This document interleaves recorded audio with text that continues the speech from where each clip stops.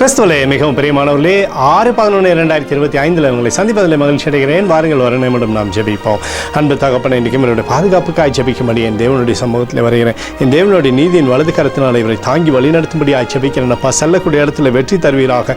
செய்யக்கூடிய ஒவ்வொரு காரியங்களிலும் தேவ மகிமும் கிருபையும் இருந்து செயல்படும்படி நீர் செய்தருளும்படியாக ஜெபிக்கிறேன். உடைய அன்பின் அபிஷேகம் இவரோடு இருப்பதாக. இயேசு கிறிஸ்து சிந்தின பரிசுத்த ரத்தத்தை இவர் மீதும் ஒரு குடும்பத்தின் மீதும் ஒரு செய்கிற சகல காரியத்தின் மீது பூசுகிறேன். ஆகவே இந்த நாள் முழுவதும் நிறைவப்பா இவருடைய வாழ்க்கையில் இருப்பதாக.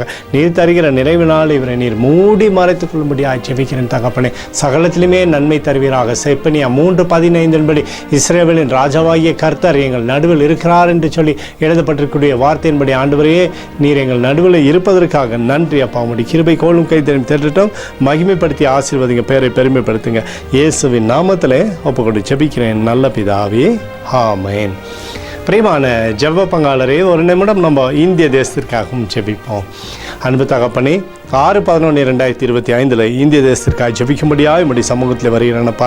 தேசத்தை உம்முடைய நன்மை நாளை நீர் திருப்தியாக்கும்படி ஜெபிக்கிற உம்முடைய கோலும் கைத்தறியும் தேசத்தை தேற்றுவதாக. உம்முடைய நிறைவானது தேசத்திலிருந்து செயல்படும்படி நீர் செய்தருளும்படி ஜெபிக்கிறேனப்பா. உம்முடைய கிருபைக்குள்ளாக தேசத்தை நீர் மூடி மறைத்துக் கொள்ளுங்க. தீமைகளோ துன்பங்களோ தேசத்தில் வராதபடி நீர் வேலி அடைப்பீராக. எங்களுக்காக அடித்து நொறுக்கப்பட்டிருக்கூடிய இயேசு கிறிஸ்துவும் அவர் சிந்தின வெளியேறப்பட்ட ரத்தத்தை வைத்து ஒப்புக் கொடுக்கிறேன். அத்தோடு இந்திய தேசத்தில் எழுப்புதலை தரும்படியாக ஜெபிக்கிறேன். எழுப்புதலை தருவீராக, எழுப்புதலை தருவீராக, எழுப்புதலை தருவீராக. எழுப்புதலை எங்கள் கண்கள் பார்க்கும்படி நீர் ஆசீர்வதிக்கும்படி ஜெபிக்கிறேன். நேற்றும் இன்றும் என்றும் மாறாதவராகி இயேசுவின் நாமத்திலே ஒப்புக்கொடு ஜெபிக்கிறேன் நல்ல பிதாவே, ஆமென்.